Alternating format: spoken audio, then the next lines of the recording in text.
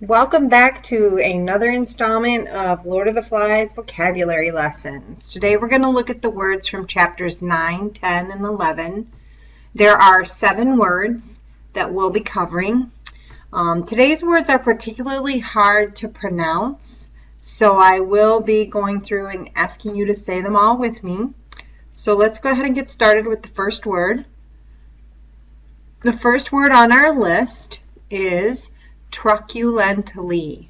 Truculently. You can see each piece in the word. Say it with me on 3. 1, 2, 3. Truculently. Truculently. Say it by yourself on 3. 1, 2, 3.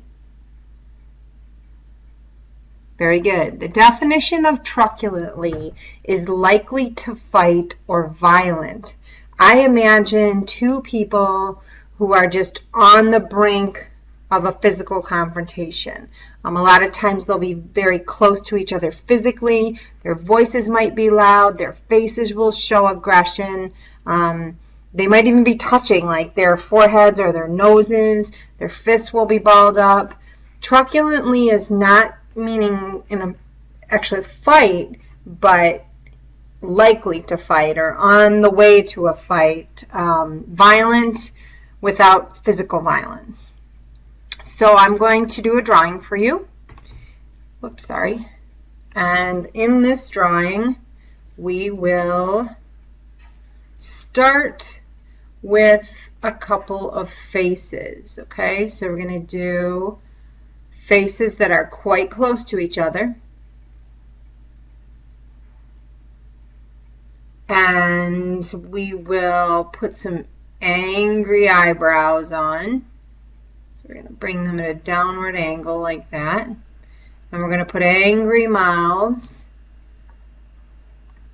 Why don't we have their bodies kind of leaned back so you can tell that they're kind of pointed in toward each other. We'll have their legs here.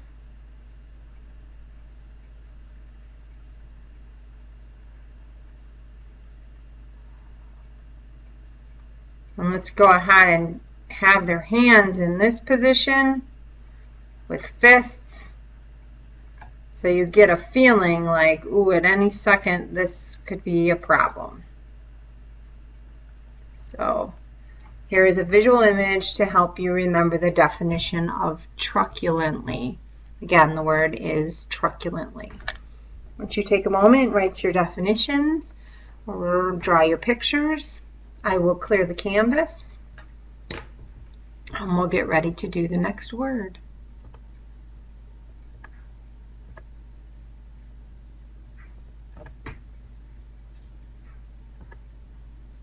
All right, the next word on the list, whoops, sorry about that. Next word on the list is pinnacles. Pinnacles. Say it with me on 3. 1, 2, 3. Pinnacles. And say it on your own. 1, 2, 3.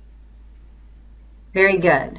Things that are pinnacles are tall points or high points. You can think of a formation like a tower or a mountain, and the very top point of the mountain you would call the pinnacle. But pinnacles can also be high points in an experience. Like, let's say you go through school and in your senior year of high school, you make the varsity team, you become the captain, you have a perfect winning season, and then you never play your sport again. You could say that your senior year is the pinnacle of your time in that sport because it was the high point of your whole experience. So let's get over to the drawing board. And for your drawing for pinnacle, why don't we go ahead and stick to kind of the mountain theme, and let's just draw some mountains.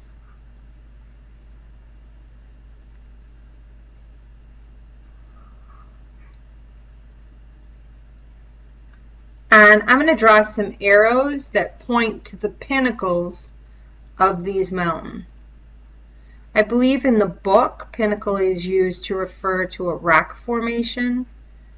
not necessarily an experience in anyone's life or a high point. So our drawing for pinnacles, we will actually use some rock formation and some mountains. So why don't you go ahead and get your drawings done and your definitions written down. I will clear the canvas and get ready for the next word. All right, the next word on the 9, 10, and 11 list is, oh, this is a tough one, propitiatingly. Propitiatingly. Propitiatingly. So say this word with me. We're just going to kind of say it a syllable at a time. On 3, propitiatingly. Propitiatingly. That's correct. Say it by yourself once on 3. 1, 2, 3. Very good. Propitiatingly is an adverb, and it's used to describe action that is trying to please or cheer up another person. So I want you to imagine maybe someone's down in the dumps or someone's mad, and you try to act in a way that will lift their spirits, make them happy again, get their forgiveness. Whatever it is that can turn a bad mood into a good mood would be propitiating, and to act that way would be to act in a propitiatingly way. That's a weird way to say it, but that's what the word means. So I'm going to come to the drawing board, and for this drawing, I'm going to draw a stick figure who has a really big smile on their face, and I am going to put them on their knees, very humble and trying to make good.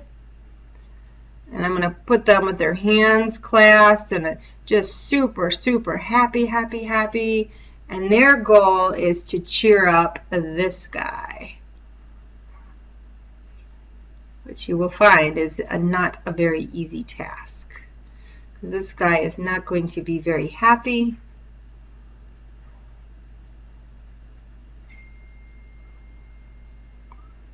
Put his hands on his hips. And the person here that is acting propitiatingly is this guy. He's trying to please, cheer up, end the bad feeling with guy on the left. So there is a drawing for propitiatingly. Take just a moment to do your own, write down your definition, and I will clear the canvas. We'll move on.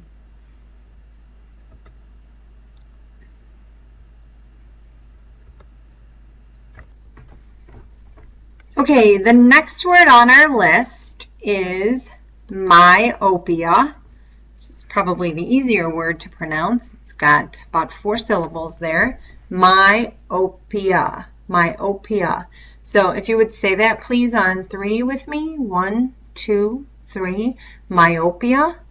And once by yourself. 1, 2, 3. Very good.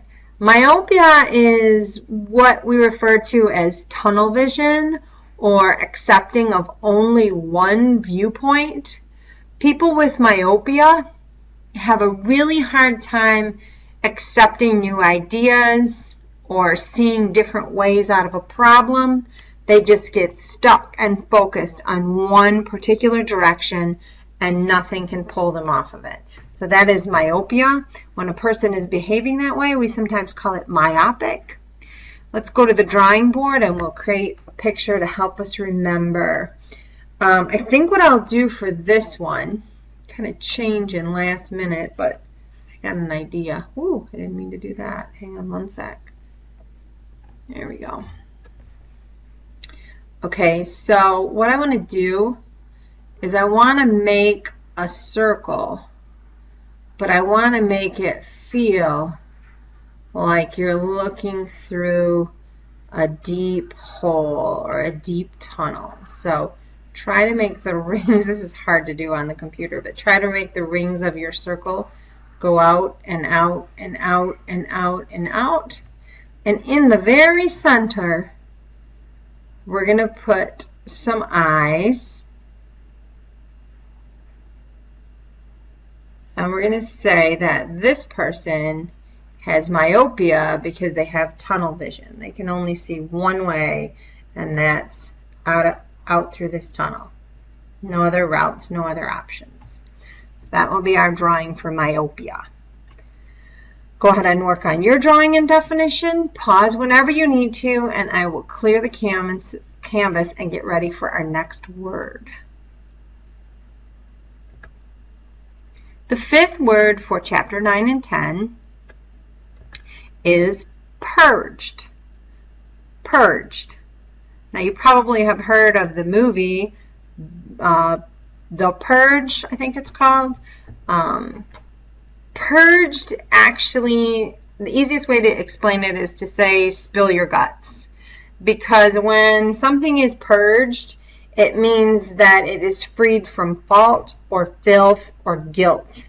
So if someone's been carrying around something that's weighing on their mind and they haven't told anybody, and they finally just get tired of feeling bad about it, so they spill their guts, it means that they get rid of whatever it was bothering them. They tell somebody. Now, purging can also be literally spilling your guts, because when you're sick, your body gets rid of things that are making you sick by making you throw up. So purged means to get rid of fault or filth or dirtiness or guilt or any kind of negative feeling. So take a moment to write your definition, and I'll work on getting you a drawing.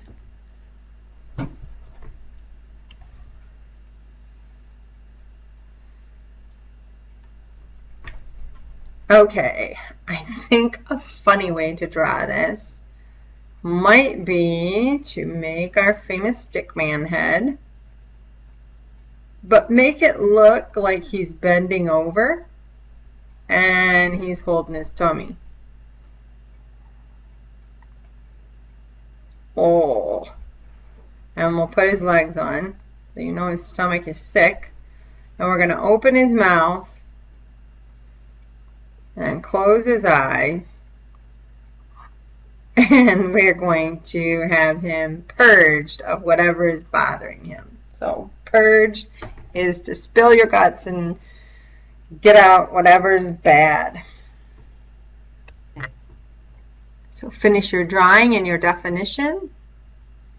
I'll clear the canvas and get us back for the next word.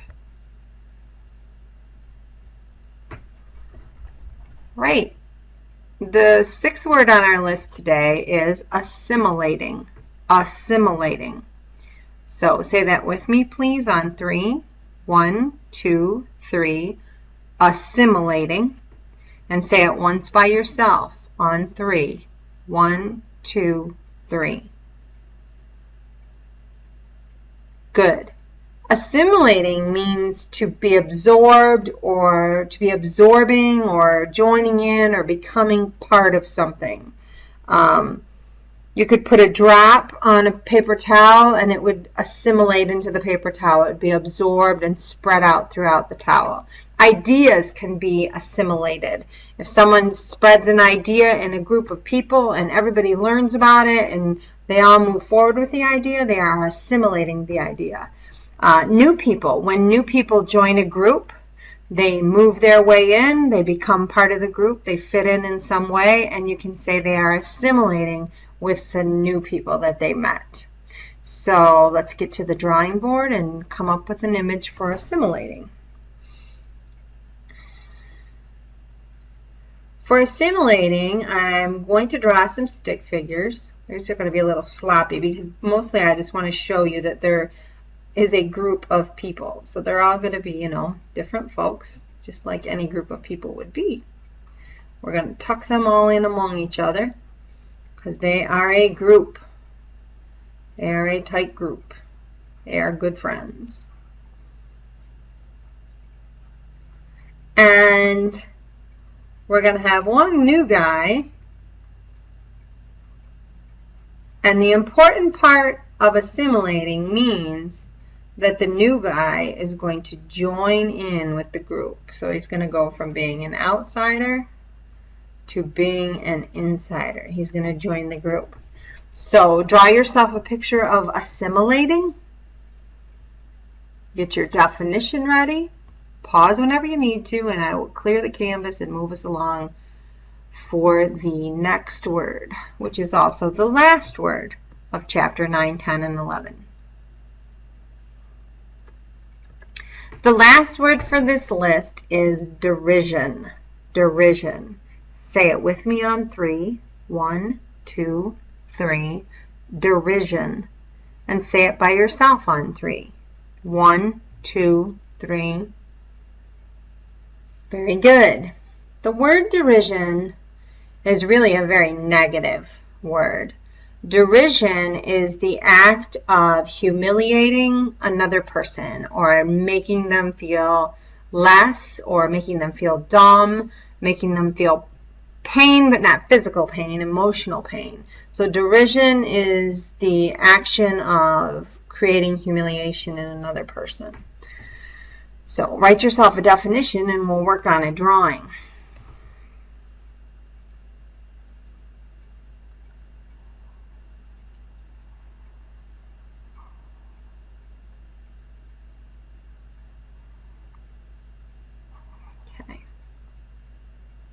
I'm going to start with a little stick figure here, and I want to try to make him look like he's a little bit worried. And I definitely want to make him look like he's a little bit hurt. And this probably is going to turn out odd, but I'm going to try to make him look like he's blushing. So these things that are scribbles, I want you to know that that this guy is blushing.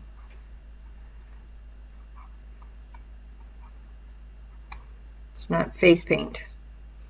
And here in the background, we're going to draw some people behind his back, kind of off in the distance, but they're going to be together. And all we're going to focus on is their mouths, because they are going to have their mouths like open and laughing. And we're going to have them be, this is kind of weird to draw, but we're going to have them pointing at this kid.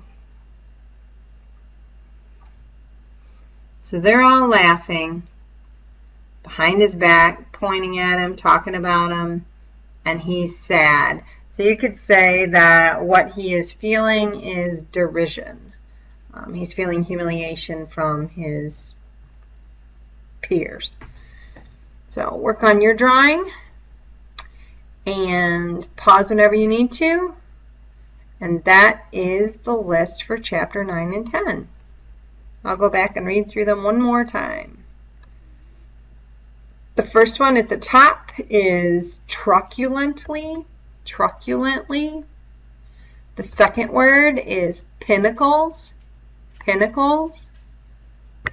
The third word is propitiatingly. Propitiatingly. The fourth word is myopia. Myopia. And the next word is purged. Purged. Assimilating. Assimilating. And finally, derision. Derision. Those are the vocabulary for chapter 9, 10, and 11. Remember to study for your quiz and be prepared.